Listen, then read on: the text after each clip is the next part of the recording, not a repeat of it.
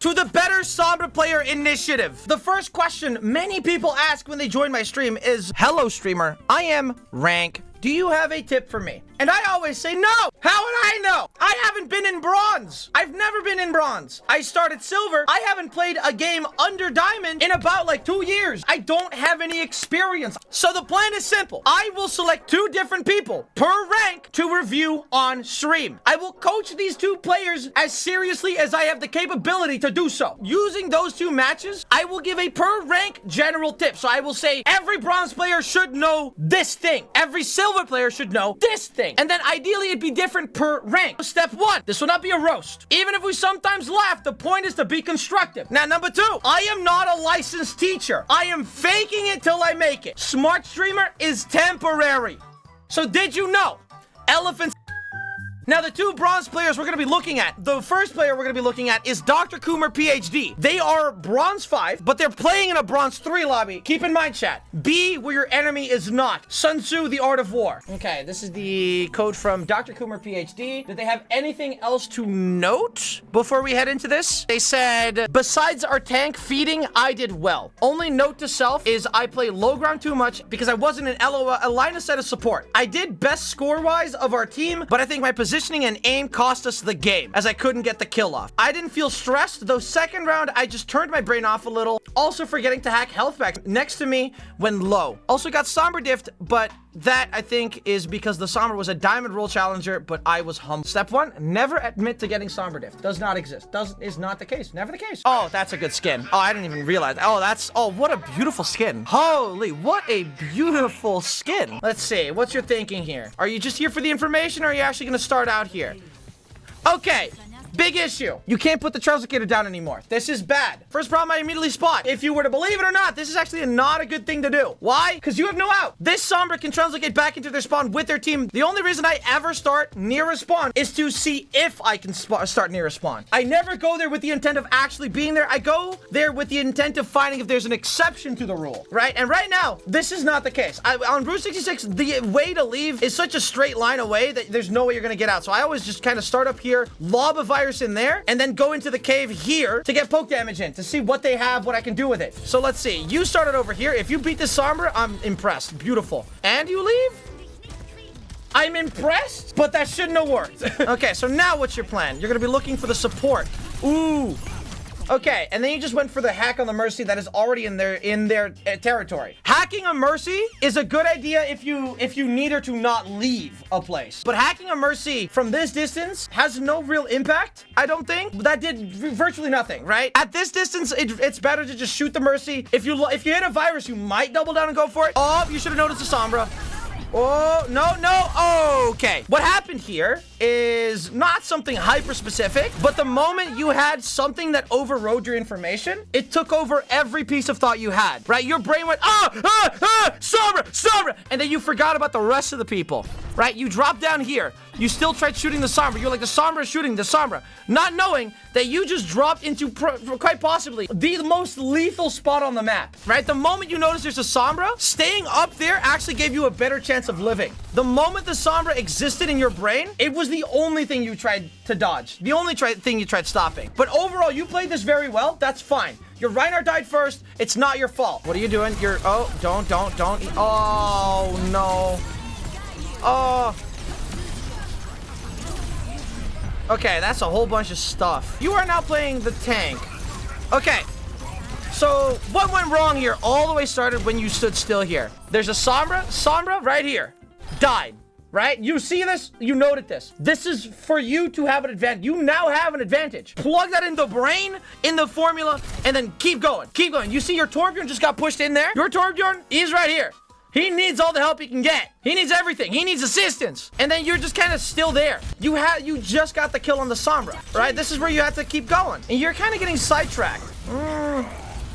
Your Reinhardt dies. The moment your Reinhardt dies, you go away. There's no stopping a snowball when it comes to someone being dead. Your teammates will make mistakes. They do, very often. Telling them to not make a mistake will not help you. So the fun part about Sombra, and this is like a big mental shift kind of thing, is that you use your teammates' mistakes. Your teammates will overextend. Your teammates will mess up their cooldown, but the enemy team has to respond to make it not worthwhile, right? So unless your teammates are actively intending to throw, them using buttons will have the enemy team react to it. Oh, no, this is where you hack. The transcendence is happening. Oh, no, wait, you're playing for EMP. That's fine. Never mind. I'm sorry. Oh, bold move. Yeah, so like right now, the thing that's holding you back almost entirely is the Translocator and the amount of different things you're thinking about. You're making yourself overwhelmed. Like even I, I'm sorry, like I know this is gonna look like you're just like making a whoopsie daisy. You're putting yourself in a position where you get overwhelmed. If I translocated into this space, right here, I would also get overwhelmed. Right here, right? You're shooting the Doomfist while you're at the front line. And now this is like a cardinal sin of Overwatch. You're turning your back on the enemy team. This is where you use the Translocator to, while still wanting to shoot the Doomfist and getting to shoot the Doomfist, you still see the entire enemy team. Right here where you could translocate, right here, the moment you EMP, is just go right here. This Translocator is holding you back the entire way through. If you manage to figure out that the Translocator is a separate aspect of the kit to make everything else for you easier, then you'll go places. Right now, this Translocator usage, this is like your #1 priority to get better at.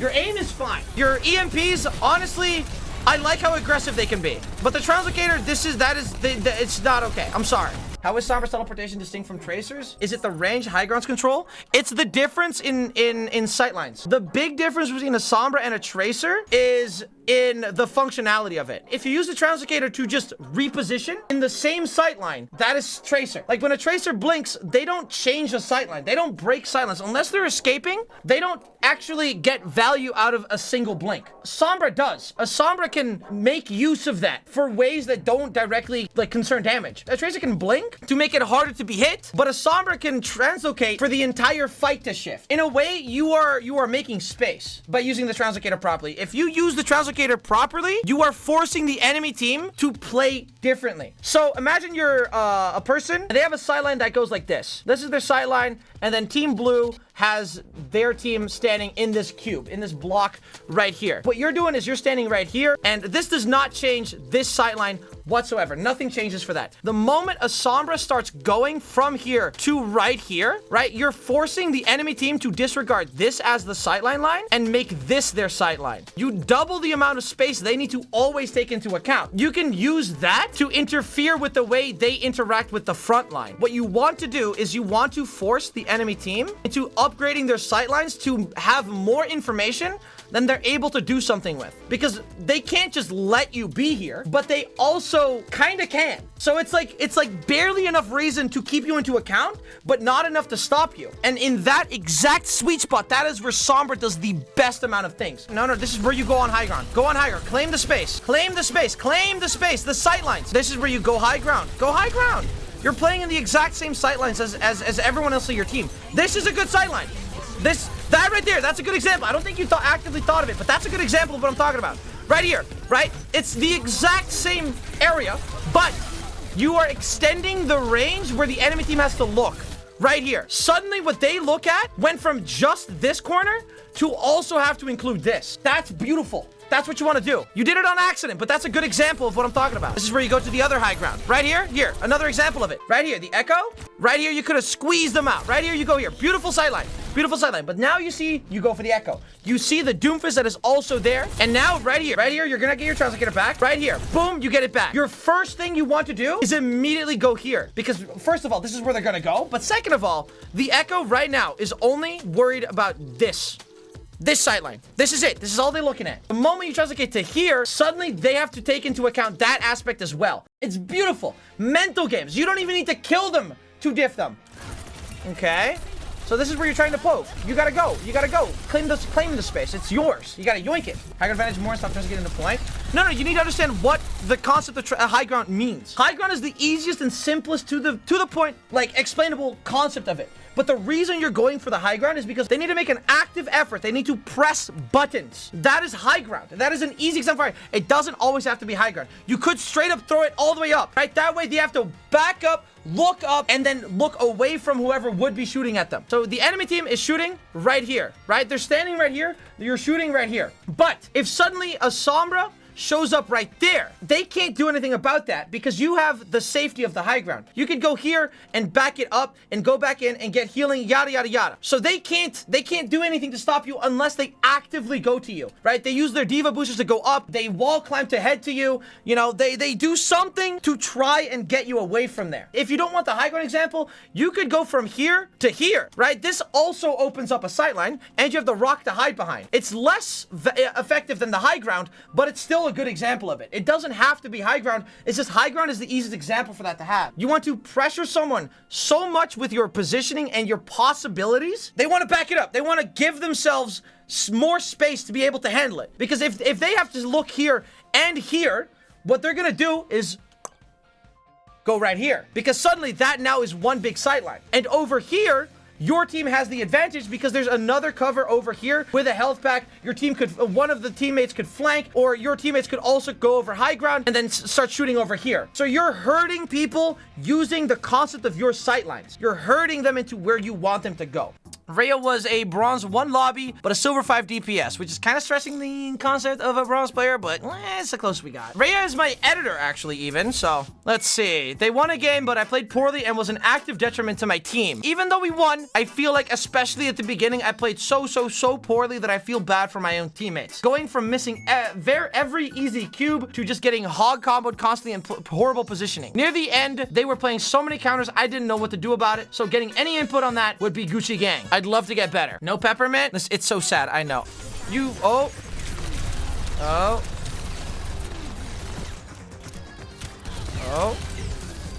Okay.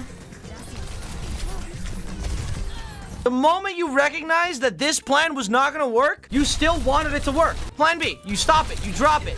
You go back and you reposition to find something else because this is their advantage. They have the health pack, they have the room, and unless you like double down with your entire team to make it a strategy, this is a dumb idea, pretty much. If you do something dumb alone, it's dumb. If you do it with a team, it's a strategy, but this is bronze. It's not gonna happen. Your teammates are not gonna do that. This is where you go and look for the second best option to still have an advantage in some kind of engagement. This is where you're like, oh no, why am I at the front line? This is where your sense of danger has to kick in. You saw something, you tried something, it didn't work, and you still went for it. That's the problem. That's also the problem with the original VOD review. Like, you have an idea of what is supposed to be the correct answer, and then that is the only answer. That's kind of like the problem here, because when you play, you on paper think, okay, if I claim the health pack, I have the advantage at the health pack. But the enemy team also thinks that, and if the enemy team does that first, your strategy still is to fight for the health pack. But it shouldn't be. They got the health pack. They won. They won that. You didn't even need to lose a fight to lose that fight.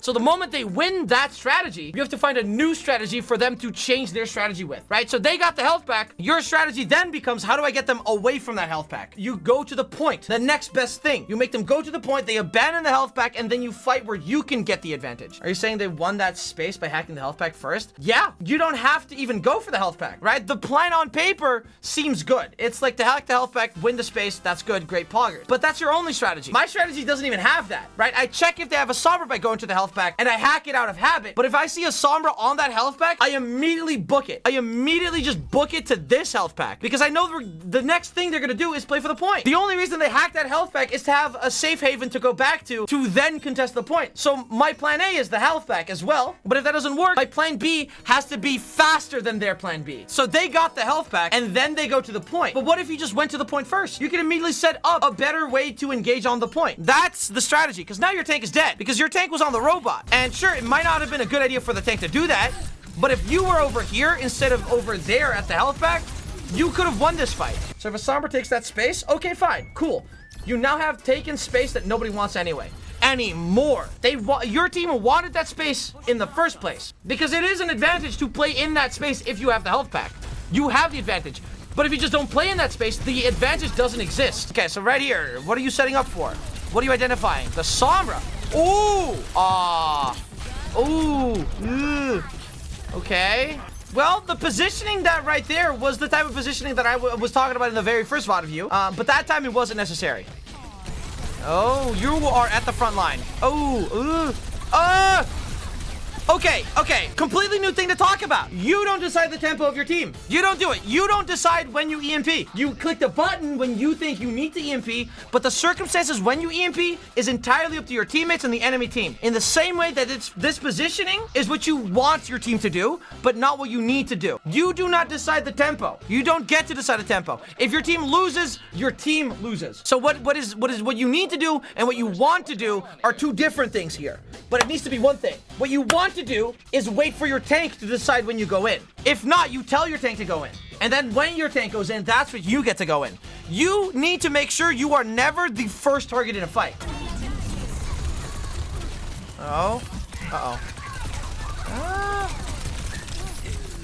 Yeah, and that right there is a good example of tunnel visioning again, right here. This is your plan A. Your plan A is Life Weaver, right? Your plan A is Life Weaver. And then it doesn't work. You miss your cube. You have to reload. You gotta stop this plan. This plan, it failed. On paper, the idea is the #1 thing you could do is kill the support. Kill the Life Weaver. That's your #1. That's the #1 strategy. If you do that, if you get that done, you will win the fight. But you gotta recognize when that is no longer an option. Right when this plan failed, right here. This is the moment this plan failed. You gotta go to plan B and figure out what the next step is. Because right here, you're Roadhog. The Roadhog, right there, my guy. This is where you have to abandon ship and try again. You go in, you double down, and then you die. Like, if the Roadhog wasn't there, you could have still tried for the Life Weaver, for sure. But the Roadhog being there, and you missed the virus, and you had to reload, plan A was over. Was donezo. You had to swap to plan B. Oh. Yeah, the Sombra wasted Translocator, so you virused them. Good. Big. There, you punished their mistake. Oh. I mean, it was a good virus, but this is where you stop. This is where the plan failed.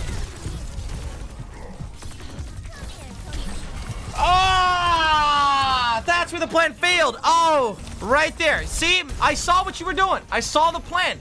On paper, it made sense. Your #1 priority is to have the Kiriko be dead, but the enemy team is going to try to stop you doing that. There, virus. And then they're gone. They're gone. They TP'd out. You gotta give that up. If not, you gotta get to a position where you're able to do it despite the enemy team trying to intercept you. Right? You translocate to, like, this side of the car to still get this line of sight and have them still be, like, trying to walk away. I would have given up. I would have given up on the Kiriko. I could have maybe even translocated straight through the hog if I was desperate and I wanted to be like, oh, worth it, worth it, worth it. But that is where strategy A failed. And you had to switch gears to strategy B. This is pretty eye-opening, though, because this is, like, not bad. Like, I can clearly see what you were going for. I can clearly see the logic behind what you're doing and why you're doing it. There's no secondary track for what you want to do. I get it. I see this, and I get it. I do. I see the vision. It's just, like, you're running it down. It's do or die for everything you do because of you not being able to recognize when plan A fails. Plan A doesn't fail when you die. Plan A fails when the enemy team stops you from achieving it.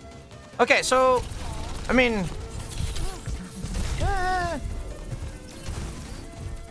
okay, so, you know, you think this would be a good play, so let me just take this one by one. Right here, you hack it. The only reason this is a good hack is because of this one right there. That is the only reason. If there was no Sombra, I would not hack this health pack. If you hack this health pack, the little icon thingy shows up. That shows up. And the enemy team then knows where you are. That's bad. Because then they can take into account what to remember. That Kiriko saw. The reason the Kiriko isn't like panicking as much is because they knew you were there. And then the hog saw that you were there, and then you had to leave. And now that escape, not a good one, actually. Even though you survived, it's not a good one, because now they're very aware of you being in their backline. You think this is a miraculous escape, right?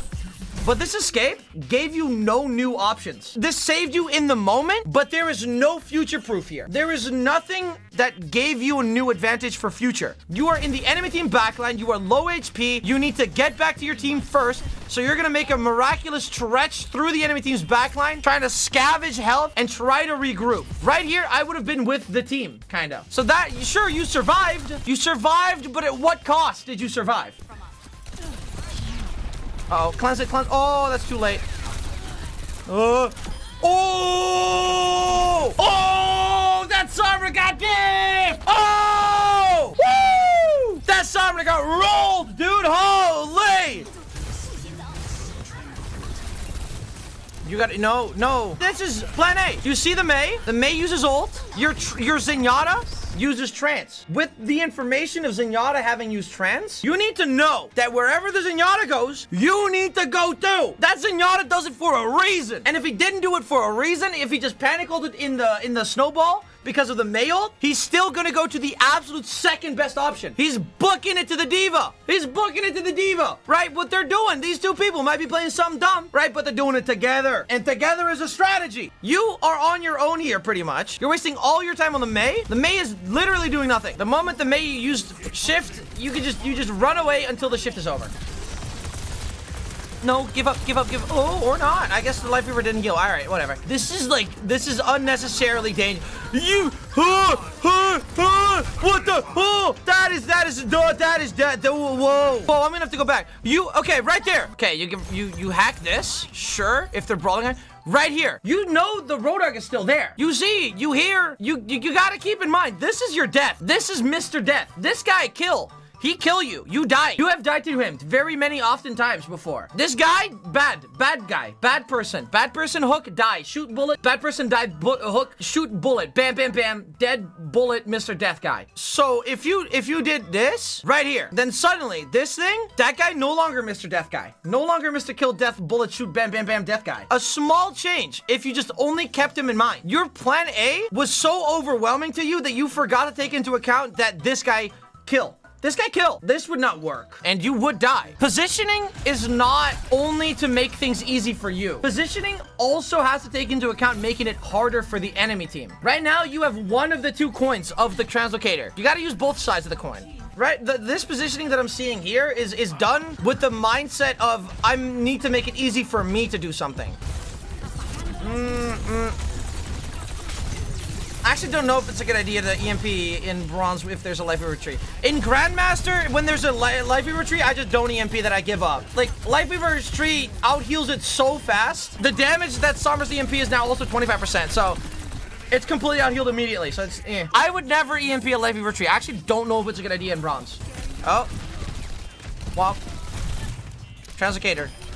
Honestly, that was very anxiety-inducing. Oh, there's a thing there. Oh, you saw it. Okay. Use your Translocator more, and you win. To recap, living isn't always a good thing, because you need to use your Translocator to not just make things easier for you, but definitely work on making it harder for the enemy team. Positioning is anti-enemy, but also pro-teammates. The other thing is that you need to give up on plan A.